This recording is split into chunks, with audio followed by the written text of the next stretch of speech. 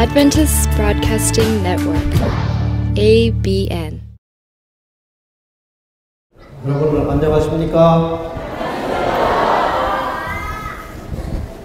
이번에 주제가 너희가 서로 사랑하라 이기 때문에 인사도 사랑합니다. 그렇게 한번 해보겠습니다.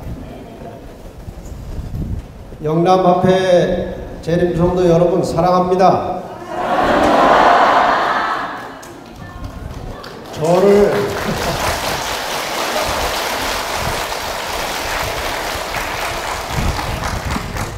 사랑하지 마시고 이웃을 사랑하세요.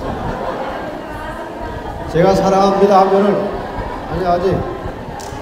제가 아직 하라고 안 했습니다. 제가 사랑합니다 하면은 여러분은 옆 사람을 보고 사랑합니다 하세요. 다시 연습하겠습니다. 사랑합니다.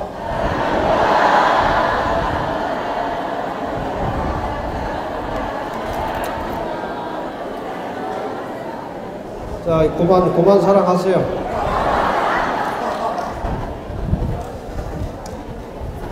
제가 뒤에 덧붙이고 싶은 말이 하나 있습니다. 말로만 사랑하지 말고 진심으로 사랑합시다.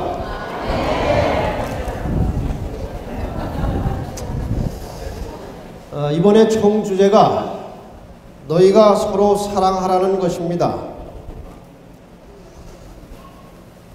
어떤 목사님이 저에게 개인적으로 영남 앞에 어떤 목사님이 교회 지남의 영남 앞에 장막봉의 주제가 강사는 전데 너희가 서로 사랑하라 그래서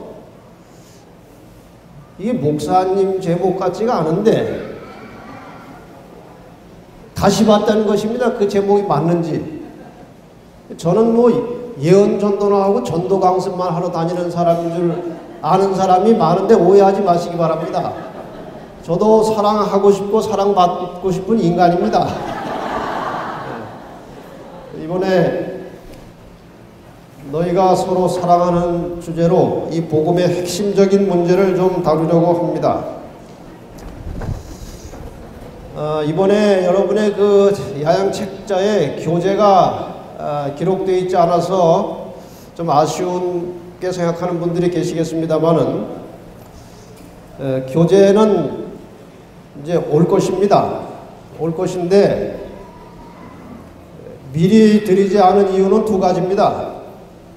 첫째는 제가 이 교재를 다 새로 쓰기 때문에 시간이 걸려가지고 좀 시간이 늦어서 그렇기도 하고, 둘째는 교재를 미리 나눠주면은 그거 들척거리느라고 강의를 안 들어요. 그래서 교재는 내일 와도 내일 안 주고 끝나는 날 졸업장으로 드리겠습니다. 그러니까 강의를 집중해서 잘 들으신 다음에 메모할 것은 메모하시고, 그 다음에 다 끝난 다음에 그 책을 가지고 가셔서 집에서 다시 공부하시면서 다시 한번 자신의 삶을 정리하고 하나님의 은혜를 느끼시면 이중의 축복을 받는 것입니다. 근데 단 끝까지 참석하지 않은 분들에게는 못 드립니다. 그러니까 잘 알아서 하시기 바랍니다. 우선 이 총 주제에 대한 설명을 먼저 드리겠습니다. 여기 화면에 지금 나옵니까? 네. 한번 따라하겠습니다. 너희가 서로 사랑하라.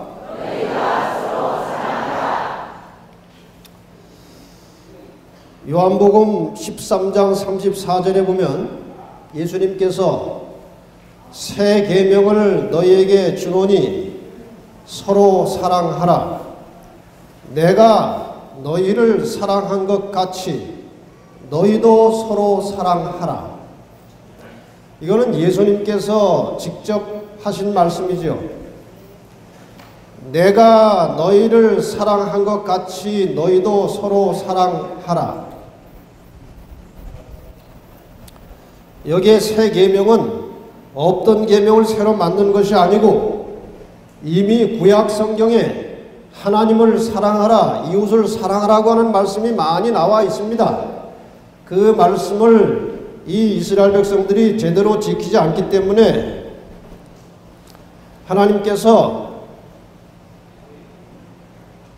예수님께서 다시 저희들에게 깨우침을 주시면서 계명을 새롭게 해석해서 이 백성들이 오해하고 있는 계명의 정신을 다시 해석해서 바르게 가르쳐 주신 계명이라고 하는 것입니다.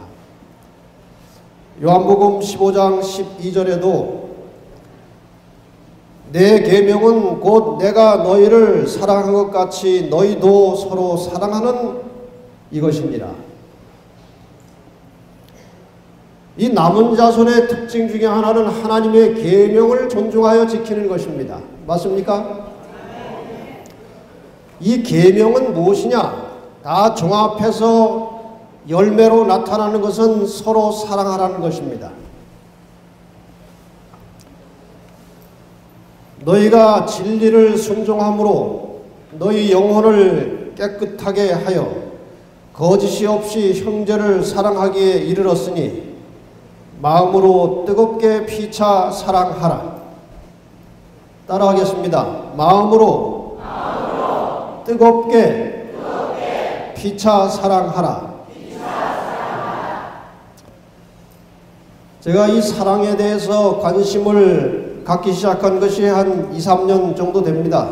물론 그 전에도 사랑에 대해서 생각도 하고 설교도 하기도 하고 듣기도 했지만 이 문제를 아주 중요한 주제로 생각하게 된 동기는 고린도전서 13장 1절로 3절을 다시 한번 보면서 뭔가 깊은 깨달음이 온 것입니다. 내가 사람의 방언과 천사의 말을 할지라도 사랑이 없으면 소리나는 구리와 울리는 꽹과리가 되고 내가 예언하는 등이 있어 모든 비밀과 모든 지식을 알고 또 산을 옮길 만한 모든 믿음이 있을지라도 사랑이 없으면 내가 아무것도 아니요 내가 내게 있는 모든 것으로 구제하고 또 내 몸을 불사르게 내어줄지라도 사랑이 없으면 내게 아무 유익이 없느니라. 저는 목사로서 또 한 그리스도인으로서 여기에 있는 말씀을 순종하려고 애를 썼습니다. 좀 사람들에게 친절하게 하려고도 애를 쓰고 또 예언 전도도 열심히 하고 성경 공부도 열심히 하고 제 나름대로 또 믿음을 가꾸기 위해서 노력도 하고 또 구제하려고도 뭐 여러 가지 구체적으로 계획을 세워서 뭐 구제도 열심히 하려고 노력을 했습니다. 근데 여기에 보니까 사랑이 없이도 그런 일을 할 수 있다는 것입니다. 사랑이 없이도 전도할 수 있고 사랑이 없이도 구제할 수 있고 사랑이 없이도 성경 연구할 수 있고 사랑이 없이도 사람들에게 부드러운 말로 친절하게 할 수 있고 할 수 있다는 것입니다. 그런데 아무리 그런 일을 해도 마음속 깊은 동기에 사랑이 들어있지 않으면 아무것도 아니라는 것입니다. 그래서 제가 스스로를 반성하게 되었고 이 사랑이 도대체 무엇인지 어떻게 하는 것이 사랑인지 이런 것에 좀 적극적인 관심을 가지고 생각하고 좀 연구를 하게 되었습니다. 이 사랑이 얼마나 중요한 것이냐? 이 사랑은 저희의 제자된 증거이다. 예수께서 너희가 서로 사랑하면 이로써 모든 사람이 너희가 내 제자인 줄 알리라고 말씀하신다. 우리가 진정으로 예수님의 제자인지 믿음을 가진 사람인지 증거하는 방법은 서로 사랑하는 것입니다. 사람들이 폭력이나 살인으로서가 아니라 사랑으로 결합할 때 그들은 모든 인간의 세력 이상의 힘이 작용하고 있음을 보이는 것이다. 우리의 이웃들이 볼 때 내 가족이, 우리 가족끼리 정말 사랑하고 있는지, 진심으로 지속적으로 사랑하고 사는지, 이것이 드러나야 저 사람들은 정말 그리스도인이구나를 사람들이 안다는 것입니다. 교회 안에 진정한 사랑이 나누어지고 사랑으로 연합된 모습이 보여질 때에 교회 밖에 있는 사람들이 정말 하나님은 살아계시고 역사하시는 분이다 하는 사실을 깨닫고 느끼게 된다는 것입니다. 이런 일치가 존재할 때 그것은 하나님의 형상이 인간 속에서 회복되고 있으며 생애의 새로운 원칙이 신비어져 있다는 증거다. 여러분, 이번 기간이 별로 긴 기간이 아니고 짧은 시간입니다. 이 기간 중에 기도하실 때마다 사랑이 무엇인지 깊이 깨닫게 하여 주시고 사랑할 수 있는 마음을 주시고 모든 사람을 이해하고 용납하고 사랑할 수 있게 해달라고 기도하시기를 바랍니다. 이 장막봉회가 마치고 떠나가실 때는 여기 오시기 전보다 더 진실하고 진정한 사랑의 마음을 품고 돌아가시기를 바랍니다. 우리가 말씀은 많이 듣지만 실천은 제대로 못하고 사는 것입니다. 무엇을 해야 될지, 어떻게 살아야 될지 다 알아요. 그러나 허구한 날 하는 말이 마음은 원이로되 육신이 약하도다. 그러고 사는 것입니다. 아마도 그렇게 사는 사람은 예수님께서 재림하셨을 때에도 마음은 원이로되 육신이 약하구나 그럴 겁니다.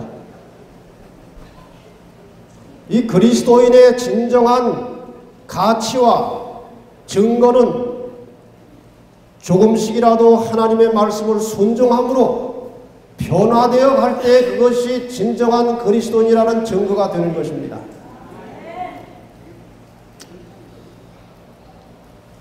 우리가 영원한 생명의 소망을 가지고 살아가는 동안에 목숨을 걸고 추구해야 할 우리의 삶과 우리의 신앙의 목표는 사람을 사랑하는 것입니다. 우리의 모든 삶의 가치 중에 가장 중요한 것, 우리가 추구해 최고의 목표는 주님이 사람을 사랑하신 것 같이 우리가 서로 사랑하는 것입니다. 제 강의 시간이 이제 7번입니다. 이 7번에 걸쳐서 7가지 주제를 이제 하나씩 제목별로 이제 말씀을 나누겠습니다. 이게 다 연결되고 연속되는 것이기 때문에 한 강의를 안 들으면 그 다음에 연결이 잘 안 됩니다. 그러니까 1차적으로는 빠지지 말고 오셔야 되고, 혹시 불가피한 사정으로 빠졌다고 해서 한번 빠지면 못 알아들으니까 가지 말자 그러지 마시고, 그래도 오셔서 하나님의 말씀을 통해서 함께 성령의 감동과 역사를 경험하시기를 바랍니다. 오늘은 이 복음의 본질이라고 하는 주제로 말씀을 드리겠습니다. 두 번째 시간에는 하나님은 사랑이시라는 주제로, 사랑은 배워야 나눌 수 있는 것입니다. 하나님의 사랑을 먼저 배우고 깨닫는 시간을 갖겠습니다. 오늘 저녁에는 자신을 사랑하라는 주제로 말씀을 나눌 텐데, 제목은 좀 이상합니다. 성경은 자기를 사랑하지 말라고 그랬는데 저녁에 오시면 왜 그런지 이제 깨닫게 됩니다. 그 다음에 내일 오전 2시간에는 이웃을 사랑하라, 그 다음에 사랑은 법칙이다, 이런 제목으로 말씀을 드리고, 내일 저녁에는 하나님을 사랑하라, 그런 주제로 말씀을 드리겠습니다. 그리고 마지막 날 헌신예배 시간에는 사랑의 열매, 이렇게 사랑 이야기를 좀 풀어볼까 합니다. 물론 내용이 다 새로운 것은 아니고 여러분이 다 듣던 말씀이고, 또 제가 이제 뭐 동영상이나 또 녹음 테이프를 통해서 한 말 중에, 한 이야기 중에 포함된 것들도 상당히 들어 있습니다. 해 아래 새 것이 없는 것입니다. 이번 기간에 다 이제 한 줄로 깨어서 이제 보리를 만들어 보려고 하는 것입니다. 근데 우리 교인들이 한번 들은 설교라고 해서 다 생각하고 있습니까? 잊어버립니까? 네, 우리 목사님들이 교인들에게 아주 고마워하는 것은 설교를 잘 잊어버려 주시는 겁니다. 그거 안 잊어버리고 다 기억하고 있으면은 1년만 지나면 할 말이 하나도 없습니다. 근데 지난 안식일 한 것도 또 잊어버리고, 오늘 아침에 한 것도 오후에 잊어버리고, 그렇게 사니까 설교할 것이 많아요. 여기 복음교역자 168페이지에 그런 말씀이 있어요. 어떤 문제에 대하여 한 번 말했다고 해서 그 말한 것을 청중이 다 기억하고 있으려니 하고 생각하지 말라. 문제들을 너무 빨리 다루고 넘어가는 경향이 있다. 명백하고 단순한 말로 간단하게 교훈하되 그것을 자주 되풀이하라. 이거 목회자들이 한 말 또 하고 한 말 또 하는 것은 왜 그런가 하면은 말을 한 번 했는데 말을 안 듣기 때문에 또 하는 것입니다. 여러분이 아이들한테 잔소리할 때 한 번 하고 끝납니까? 똑같은 잔소리 자꾸 합니까? 똑같은 원리입니다.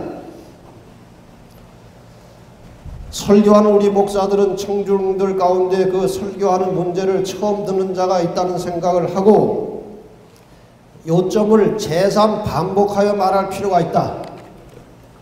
그래서 이번 기간에 뭐 이미 들었던 말씀도 있고 또 아는 이야기도 있지만 다시 한번 우리 마음에 새기고 실천하고자 하는 의미에서 말씀을 드리는 것입니다. 오늘 첫날 제목은 복음의 본질이라고 하는 내용으로 남은 시간 동안 함께 말씀을 나누겠습니다. 마가복음 1장 1절에 보면은 하나님의 아들 예수 그리스도의 복음의 시작이라. 복음의 주인은 예수 그리스도이십니다. 예수 그리스도의 복음의 시작이라.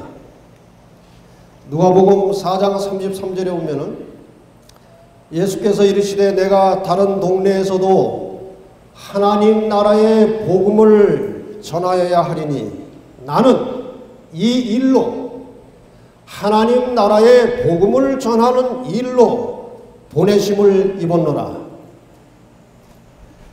다시 말하면 예수님께서 이 세상에 오신 목적은 하늘의 복음을 전하시기 위해서 오신 것입니다.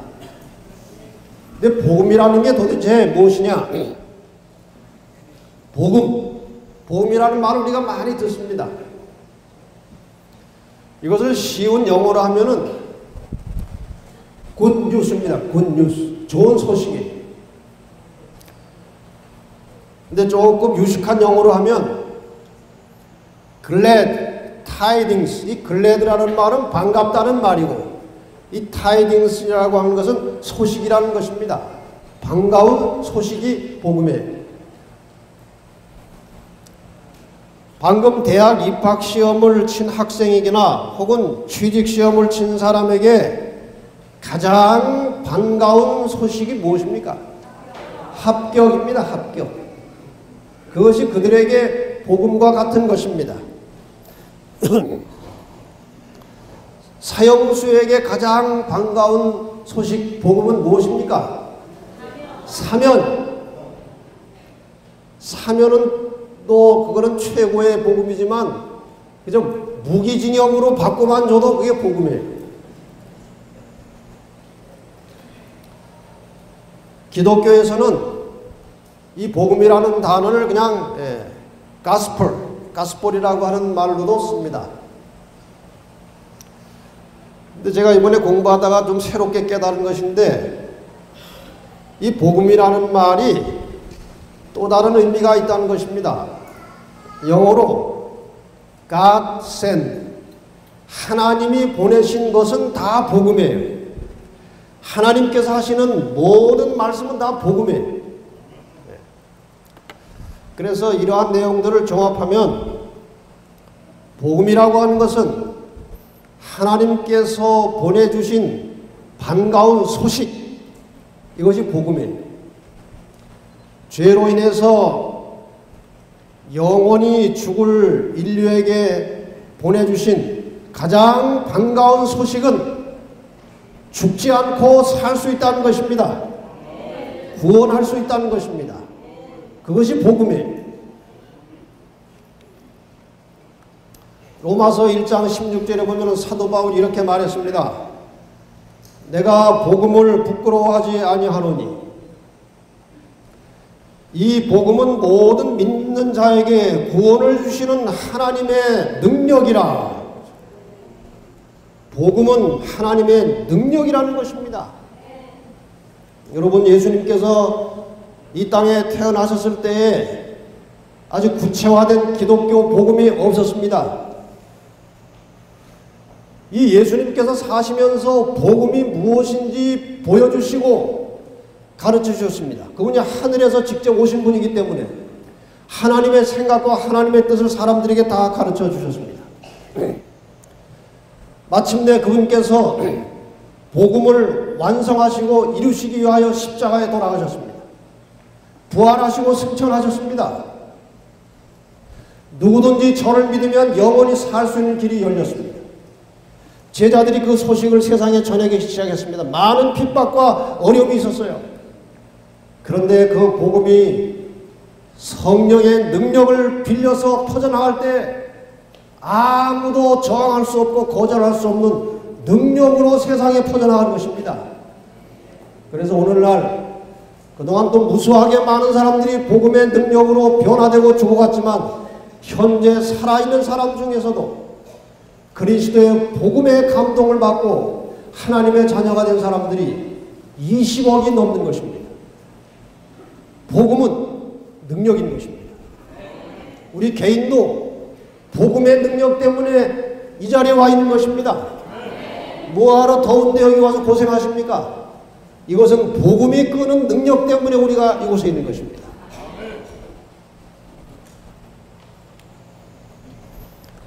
에베소 1장 13절에 그 안에 너희도 진리의 말씀 곧 너희의 구원의 복음을 듣고, 복음은 사람을 구원하는 소식입니다. 그리스도인은 복음을 받아들임으로 구원을 얻은 것입니다. 이 복음의 내용을 가장 쉽게 핵심적으로 설명하는 성경절을 두 개만 소개하겠습니다. 요한복음 3장 16절 우리가 다 알고 외우고 있어요. 너무나 자주 많이 들어서 이 말씀의 가치를 잊어버리고 있는 것입니다. 우리 정말 이 말씀을, 이 복음의 진수, 복음의 핵심인 이 말씀을 같이 한번 읽어보십시다. 시작. 하나님이 세상을 이처럼 사랑하사 독생자를 주셨으니 이는 저를 믿는 자마다 멸망치 않고 영생을 얻게 하려 하심이니라. 저를 믿는 자는 누구든지 영원한 생명을 얻을 수 있다는 것입니다. 근데 많은 사람들이 이것을 조금 복잡하고 어렵게 생각합니다. 그래서 한 성경절을 더 보겠습니다.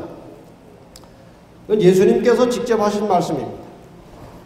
내가 진실로 진실로 너희에게 이르노니, 내 말을 듣고, 그 당시 예수님 말씀을 직접 들은 사람들이 있었습니다. 오늘날 우리는 하나님의 말씀을 보고 읽고 듣고, 내 말을 듣고 또 나 보내신 이를 믿는 자는, 예수님을 보내신 분이 누구십니까? 하나님이십니다. 나 보내신 이를 믿는 자는 영생을 얻을 것이고 뭐예요? 영생을 얻었고 현재 완료한 것입니다. 이미 완성된 것입니다. 여러분, 하나님의 말씀을 통해서 하나님의 말씀을 듣고 깨달아서 예수님을 보내신 분 하나님을 나의 창조주요 나의 주인으로 믿고 인정하십니까? 그 사람은 영생을 얻을 것이 아니고 이미 영생이 시작된 것입니다. 그래서 하나님을 믿고 영생을 얻은 사람들은 죽어도 죽었다고 말하지 않고 뭐라고 말합니까? 잠잔다고 말하는 것입니다. 얼마 전에 저희 어머님이 꽤 건강하게 사셨는데 어느 정도로 건강하셨는가 하면 사람들에게 성경을 가르칠 정도로 건강하셨어요. 에덴 병원에 병 때문에 가신 게 아니고 그냥 휴양하러 가셨다가 방에서 사람들에게 성경을 가르치시다가 돌아가셨어요. 갑작스럽게 가셨어요. 저는 그때 미국에서 전도회 하러 가서 이제 전도회 시작하는 날 아침에 소식을 들었어요. 그래서 갑자기 제가 전도회 못하고 그 후에 담임 목사에게 전도회 하라고 하고 제가 왔습니다. 이게 인간적으로 생각하면 정말 통탄할 일입니다. 가슴이 찢어지는 일입니다. 그러나 영원히 가신 것이 아니고 잠드신 것입니다. 맞습니까? 잠들었다는 것은 언젠가 일어난다는 것입니다. 하나님을 믿는 자는 영생을 얻었고 심판에 이르지 아니하나니 사망에서 생명으로 옮길 것이니라. 옮겼느니라. 이미 우리는 주님께서 오실 때 실제적인 영원한 생명이 시작되겠지만 하나님께서 보실 때 우리에게는 이미 영생이 시작된 것입니다. 이것이 복음의 핵심이에요. 교회 다니는 분들이 성경에 나오는 인물 중에서 아주 부러워하는 사람이 하나 있습니다. 어제 배 목사님이 설교하실 때 말씀하신 요셉도 우리가 부러워하지만 다른 면에서 또 부러워하는 사람이 하나 있는데 예수님 십자가 옆에 거의 죽을 뻔하다가 구원받은 강도예요. 교인들이 그 사람 얘기만 나오면 부러워해요. 왜 부러워합니까? 아니 평생 동안 나쁜 일하고 하고 싶은 대로 마음대로 살다가 마지막 순간에 구원을 받았으니 그게 부럽다 이겁니까? 우리는 지금 30년을 믿어도 구원을 받을까 못 받을까 지금 불확실한데 여러분 구원을 받은 성도로서 이 세상을 살아가는 행복은 다른 데 비할 바가 없는 것입니다. 그 강도는 얼마나 불행하게 살았습니까? 근데 우리는 죽는 날까지 하나님의 법도 안에서 살기만 하면 정말 행복하고 보람된 인생을 살 수 있는 거 아닙니까? 혹시 강도 부러워했던 사람들 있으면 회개하시기 바랍니다.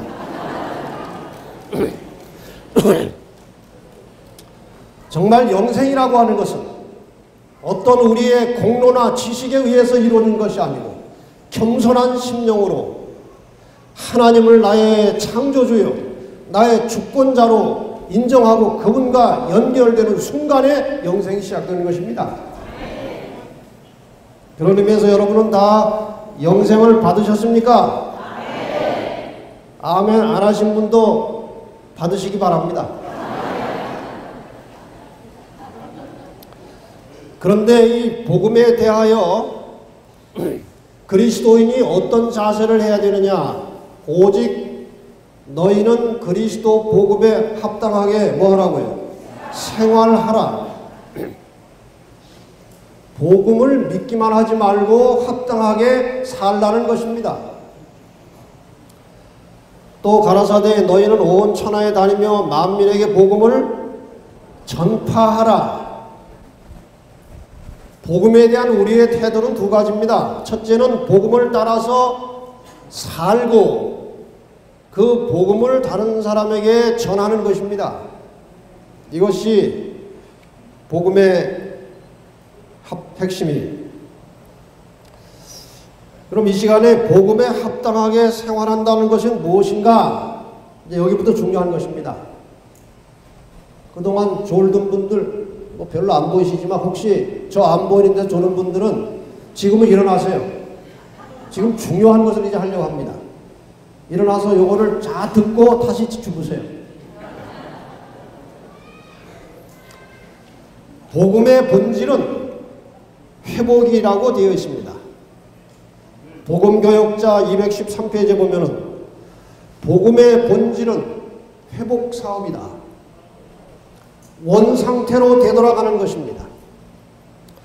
시대의 소망 824페이지에도 복음의 진수는 회복이다. 원상태로 되돌아가는 것입니다. 인간이 창조되었을 때 그 모습으로 그 상태로 되돌아가는 것이 복음의 진수라는 것입니다. 증언복음 2권 340페이지에도 죄로 말미암아 사람 안에 있던 하나님의 형상은 훼손되고 거의 지워져 버렸다. 잃어버린 하나님의 형상을 회복하는 것이 복음의 사업이다. 우리는 이 일에 있어서 하나님의 능력에 협력해야 한다.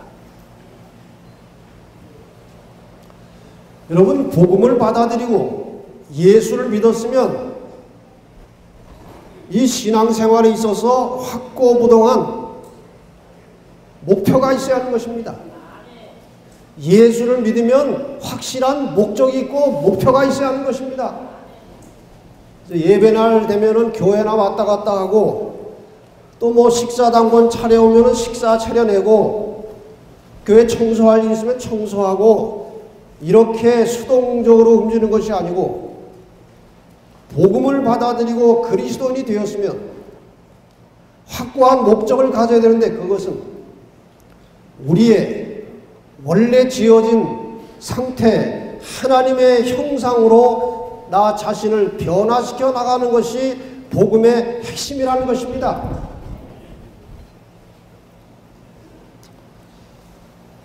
부조와 선지자 44페이지에 보면은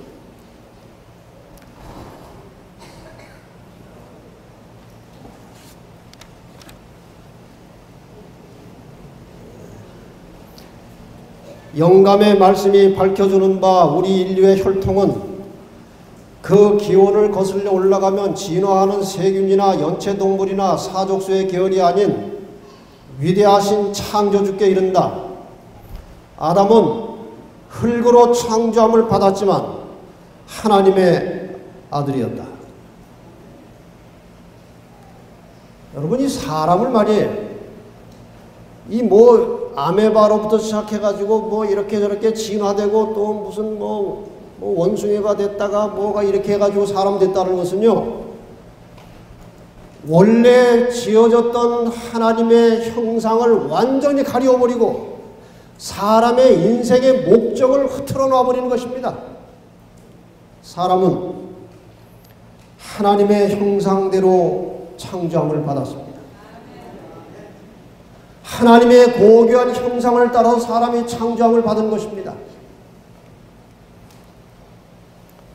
누가복음 3장 38절에 보면은 이 아담의 족보가 쭉 나오다가 그 이상은 에노스요, 그 이상은 셋이요, 그 이상은 아담이요, 그 이상은 하나님이시니라 이렇게 되어 있어요.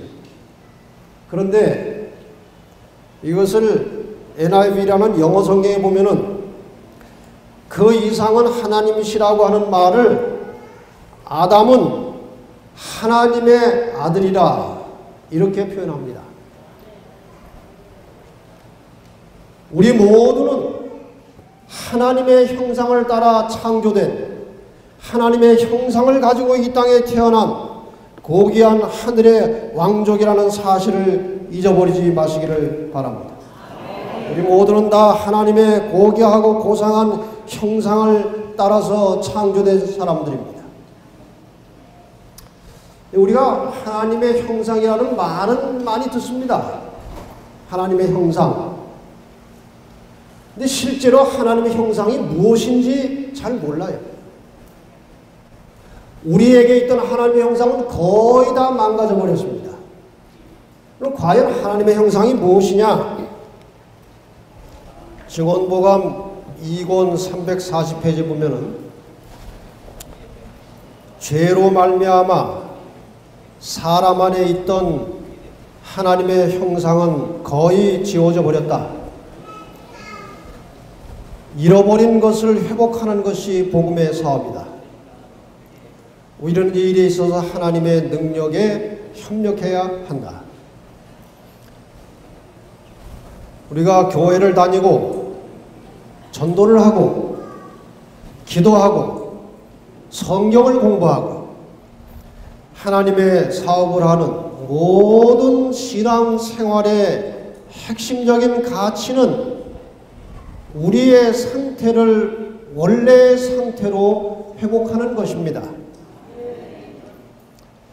이 회복이라고 하는 신앙의 핵심 가치를 상실하시는 순간에, 이 회복이라고 하는 핵심적인 가치를 잊어버리는 순간에 신앙과 관련된 우리의 모든 삶은 헛것이 되는 것입니다. 회복이라고 하는 것은 이미 말씀드린 대로 원래의 상태로 되돌아가는 것입니다. 사람의 원래 상태가 무엇인지 우리는 말씀을 통해서 이미 배웠습니다.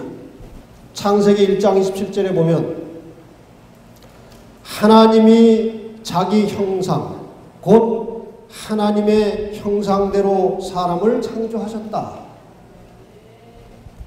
근데 과연 그 하나님의 형상이 무엇인가? 우리는 막연한 것입니다. 우리가 비록 처음에는 하나님의 형상을 따라 창조되었지만 이미 다 그 형상을 상실해버렸습니다. 그래서 하나님의 형상이 뭔지 잘 모르는 것입니다. 과연 하나님의 형상이라고 하는 것은 무엇인가? 아까 말씀드린 대로 이 하나님의 형상에 대해서 조금 더 우리가 성경 말씀을 보고 살펴보십시다.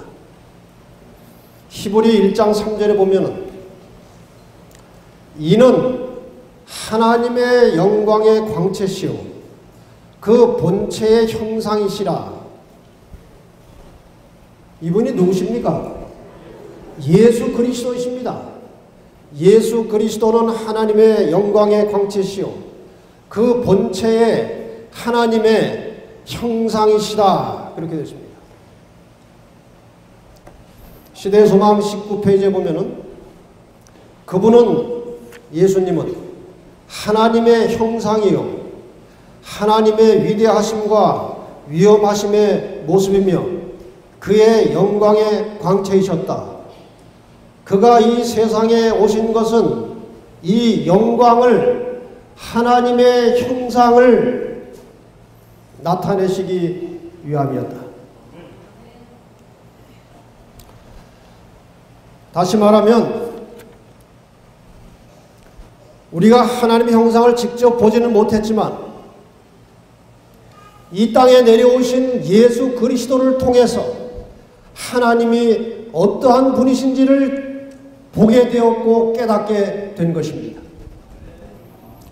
그래서 그 당시 예수님께서 이 땅에 계실 당시에 살아있던 유대인들은 하나님의 형상을 직접 본 것입니다. 우리는 그 제자들이 기록한 성경 말씀을 통해서 그를 통해서 하나님의 형상이 무엇인지 상당히 깊이 깨닫게 된 것입니다. 다시 말해서 하나님의 형상이 무엇인지를 알기 원한다면 예수 그리스도의 삶을 깊이 관찰하고 연구하고 살피면 하나님의 형상을 발견할 수 있는 것입니다.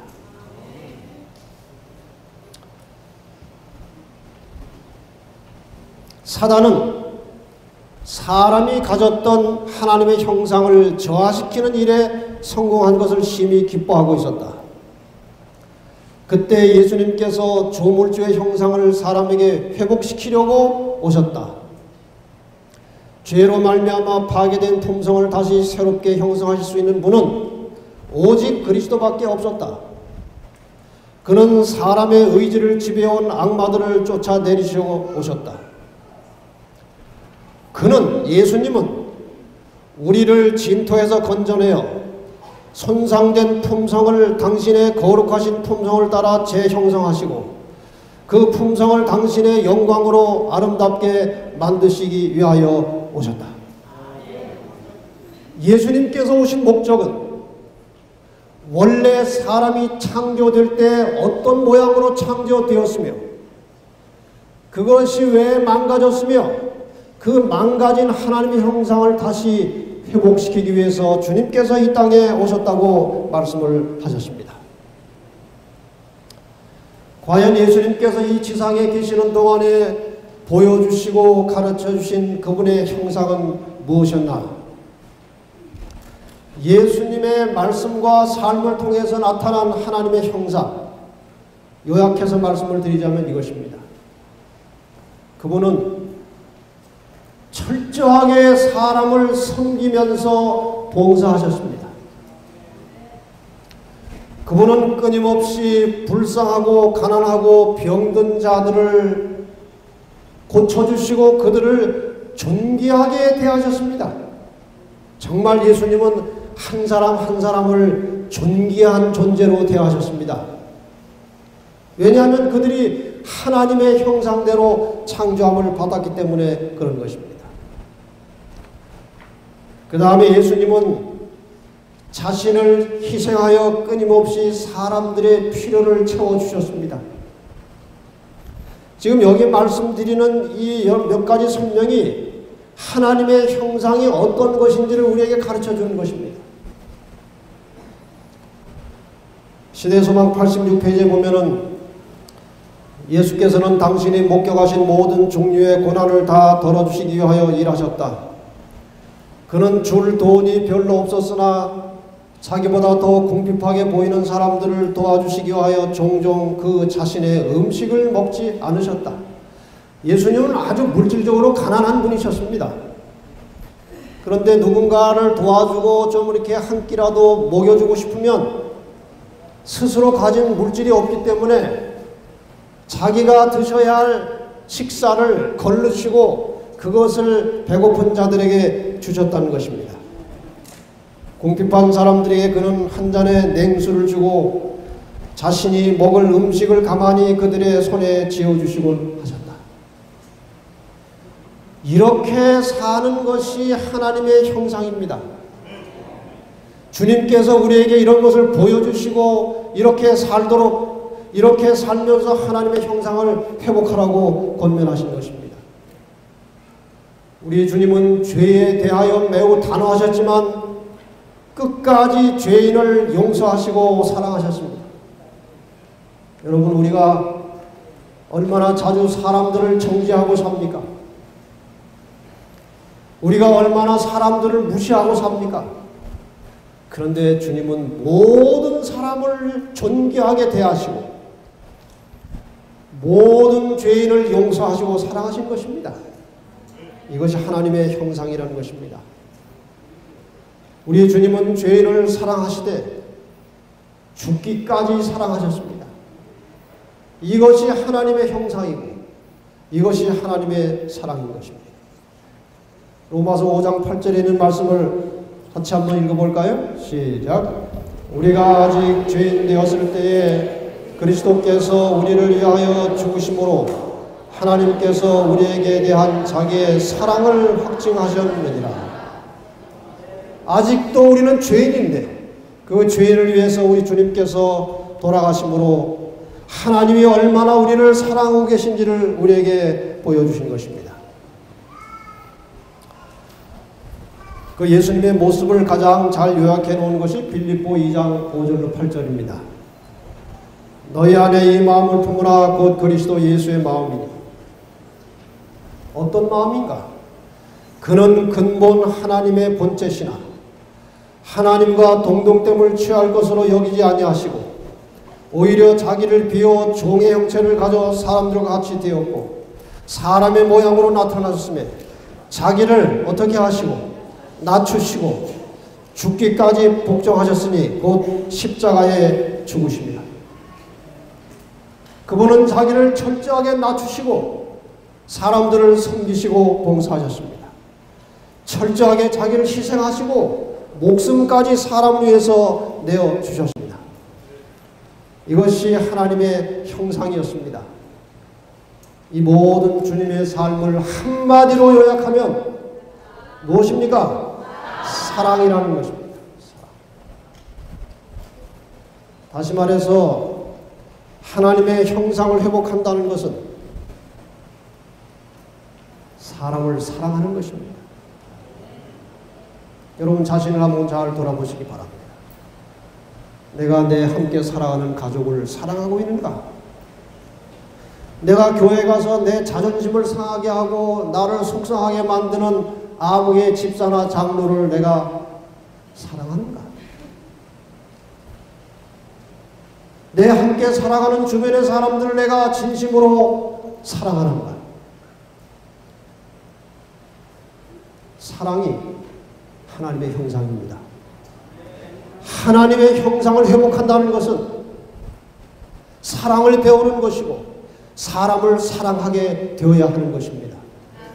이번 짧은 기간 동안에 구체적으로 그 사랑의 속성을 공부하려고 합니다. 요한일서 4장 8절에 보면은 사랑하지 아니하는 자는 하나님을 알지 못하나니 이는 하나님은 사랑이십니다. 우리가 아직 사람을 사랑하지 못하고 있다면 아직도 하나님을 깊이 이해하지 못하는 것입니다. 요한일서 4장 16절은 하나님이 우리를 사랑하시는 사랑을 우리가 알고 믿었노니 하나님은 사랑이시라. 사랑 안에 거하는 자는 하나님 안에 거하고 하나님도 그 안에 거하시느니라. 하나님이 내 안에 거하기를 원하십니까? 하나님이 내 안에 거하기를 원하십니까? 그러면 내가 사람을 사랑해야 하는 것입니다. 내가 사람을 사랑할 때에 하나님이 내 안에 거하실 수 있다는 것입니다. 왜냐하면 하나님은 사랑이시기 때문에 그런 것입니다. 이 말씀은 정말 깊이 생각해야 될 숙제입니다. 요한일서 3장 14절 같이 한번 읽겠습니다. 시작. 우리가 형제를 사랑함으로 사망에서 옮겨 생명으로 들어간 줄을 알거니와 사랑치 아니하는 자는 사망에 거하느니라. 이 말씀을 듣고 양심에 거리낌이 없는 사람들 한번 손 들어보세요. 그럼 다 우리가 지금 사망에 거하는 것입니까? 여기 분명히 말씀하셨어요. 형제를 사랑함으로 사망에서 옮겨 생명으로 들어간 줄 알거니와 사랑치 아니하는 자는 사망에 거하느니라. 여러분, 사랑은 생명과 직결되어 있다는 것입니다. 생명의 근원은 하나님이시고 사랑의 근원도 하나님이십니다. 사랑은 하늘에서 오는 것입니다. 우리 스스로 가는 것이 아니고 하나님이 주시는 것입니다. 그러므로 사랑은 생명인 것입니다. 생명은 사랑이에요. 그래서 사랑하지 아니하는 자는 사망에 거한다고 말씀하시는 거예요. 2010년 8월인가요? 호주에서 이상한 일이 벌어졌습니다.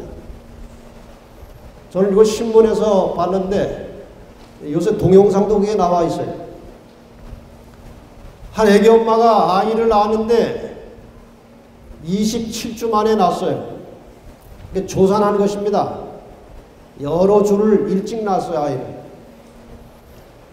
근데 의사들이 그 아이를 살리려고 백방으로 노력했지만 태어난 지 20분 만에 죽었습니다. 그러나 이 어머니는 아이를 포기할 수 없었어요. 그래서 아이를 껴안고 그 가슴에 품은 사랑을, 죽은 아이지만 그 사랑을 이 아이에게 쏟아붓고 있었어요. 나 너를 사랑한다. 난 너를 포기할 수 없어. 하고 그 정말 진정한 가슴 속에 품은 사랑을 아이에게 계속 죽은 시체를 껴안고 사랑의 마음을 품은 것입니다. 그런데 2시간 만에 아이의 맥박이 뛰고 살아난 것입니다. 도무지 과학적으로 이해할 수도 없고 설명할 수도 없는 일이 벌어진 것입니다. 의사도 어떻게 설명할 수가 없는 것입니다. 여러분, 사랑, 하나님의 무한하신 사랑이 우리와 접촉될 때에 우리가 생명을 얻게 되는 것입니다. 그래서 하나님의 사랑과 접촉되어 생명을 얻고 구원을 얻은 사람의 가슴 속에도 사랑을 품고 살아야 하는 것입니다. 이 사랑은 생명력이 있는 것입니다. 사랑 속에 생명의 능력이 있다는 것입니다. 제가 한 이야기만 떠드리겠습니다. 어느 날 이상구 박사님이 강의를 마치고 나니까 한 아주머니가 찾아와서, 처음 보는 아주머니, 식사를 대접하겠다는 것입니다. 그래서 뭐 이렇게 식사 대접받을 만한 마음이 별로 없었습니다. 그래서 사양을 여러 차례 했는데 굳이 가야 된다는 것입니다. 그래서 순간적으로 뭔가 사연이 있는가 보다 하고 이제 식사 대접을 받으러 갔습니다. 집에다가 차렸는데 아주 잘 차려놨습니다.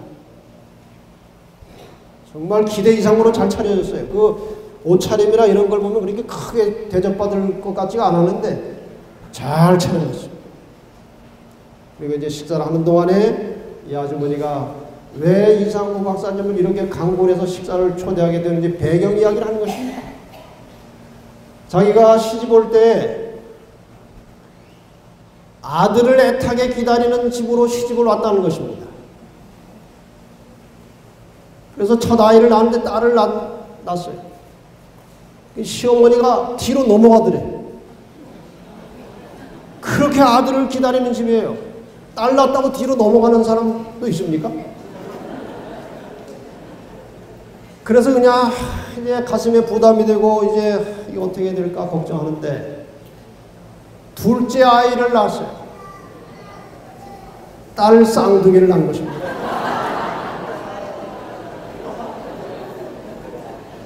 그러니까 시아버지까지 뒤로 넘어가더래요. 그때부터 이 부인은 말로 할 수 없는 스트레스를 품고 사는 것입니다. 그래서 천식도 오고 관절도 오고 온몸에 병이 나가지고 견딜 수가 없게 됐어요. 아이 또 셋 키워야죠. 근데 이 자기 자신을 보고 옆에 어떤 분이 그 테이프를 몇 개 주더래요. 그 들어보니까 아주 옛날입니다. 이상구 박사 강의 테이프예요. 그래서 다 들어보니까 그 당시 한국에 오지 않고 위마에서만 하던 시절입니다. 위마에만 가면 병이 나을 것 같다는 확신이 들더래요. 근데 비용이 위마 가는데 500만 원 드는 거예요. 비행기 값까지. 그 집안의 현금 사정은 1년에 농사 지어봐야 1000만 원입니다. 1년 내 수입이. 절반을 가져와야 되는 것입니다. 상식적으로 있을 수 없는 일이에요. 그러나 이제 남편에게 이야기나 해봐야 되겠다 하고 이야기를 했어요. 이러이러 근데 거길 가야 되겠다고. 비용이 500만 원 든다고. 당신 정신이 있는 여자예요, 없는 여자예요? 그럴 줄 알았는데 내가 땅을 팔아서라도 보낼 테니까 갔다 오라 그러더라는 거예요. 그 순간에 이 부인의 마음속에 시어머니, 시아버지는 그렇게 아들 때문에 고통을 당하지만 남편은 나를 사랑하고 있다는 사실을 확인하게 된 것입니다. 그래서 너무 이제 기분이 좋아가지고 지금 5월달인데 그때가 이상우 박사님 강의는 위마 프로그램 8월에. 근데 그렇게 남편의 사랑을 확인한 뒤로 병세가 자꾸 좋아지는 겁니다. 7월달이 됐는데 위마하기 전에 다 나와버린 거예요. 안 가고 다 나왔어요. 그러나 누구 덕분에 나은 겁니까? 아니 그냥 이야기 속에서 이상우 박사 덕을 본 겁니다. 그래서 식사 대접을 그렇게 한 거예요. 여러분, 생명을 원하시면 사랑을 배워야 하는 것입니다. 그래서 사랑하지 아니하는 자는 사망에 거한다고 말씀하신 것입니다.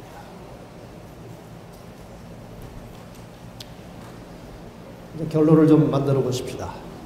창세기 5장 1절로 3절에 보면 아담의 자손의 계보를 설명하면서 하나님이 사람을 창조하실 때는 하나님의 형상대로 창조하셨다고 되어 있어요. 3절에 보면 아담이 130세에 자기 모양 곧 자기 형상과 같은 아들을 낳았다고 그랬어요. 아담은 하나님의 형상대로 창조를 받았는데 죄 때문에 그것이 다 망가져 버렸어요. 그래서 망가진 자기의 형상을 따라서 누구를 낳은 것입니까? 셋을 낳은 것입니다. 아들을 낳은 것입니다. 죄인은 죄인을 낳는 것입니다. 죄인은 몰라요? 죄인을 낳는 것입니다. 저희 집 아이가 갓 태어나서 얼마 안 됐을 때 배가 고파서 막 이제 흥얼흥얼 울기 시작하는데 저희 집사람이 부엌에서 뭘 하는 중이어가지고 빨리 와서 대처를 못했어요. 빨리 먹을 것을 젖을 줘야 되는데 시간이 지체됐어요. 그랬더니 소리가 점점 커져요. 나중에는 그게 우는 게 아니고 악을 써요. 악을 써. 그 울음 속에 악이 들어있는 것입니다. 그래서 제가 녹음을 해놨어요. 인간은 악이구나.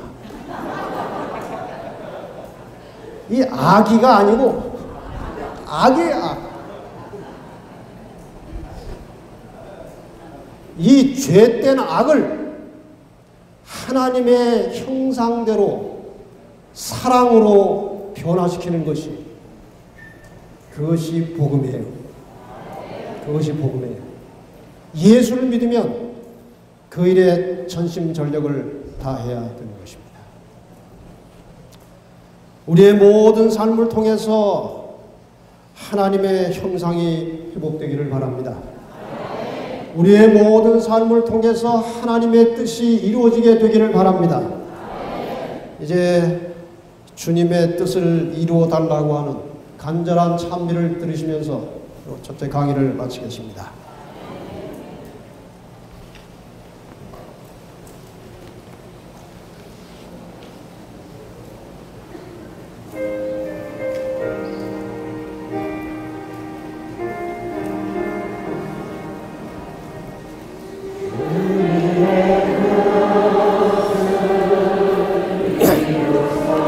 내 걸로 해놓으세요. 내 걸로 해놓으시면 돼요.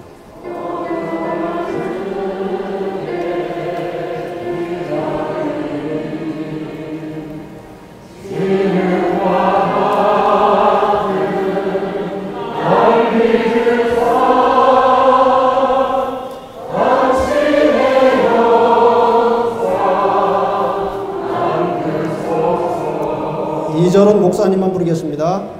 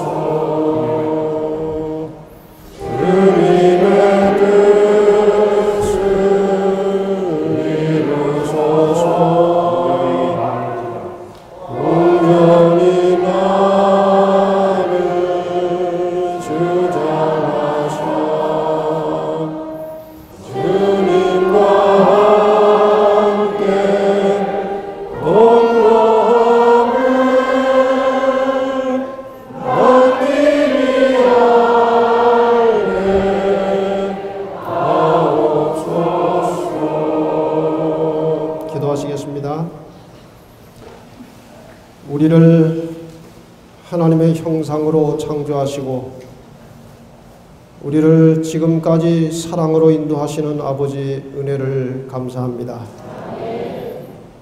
아버지, 저희 모습 속에, 우리의 생활 속에 하나님의 형상 다 망가지고 훼손되었습니다. 그러나 우리가 하나님의 형상을 다시 찾기를 원합니다. 하나님의 사랑을 배우고 사람을 사랑하게 되기를 원합니다. 아버지, 저희의 마음을 다시 창조하여 주시고 모든 인간적이고 이기적이고 죄된 우리의 동기들을 제하시고 새 마음을 창조하시어 사람을 사랑할 수 있게 하여 주시옵소서. 주님이 사람을 사랑하신 것처럼 우리도 서로 사랑하며 살게 하여 주시옵소서. 예수님의 이름으로 기도합니다.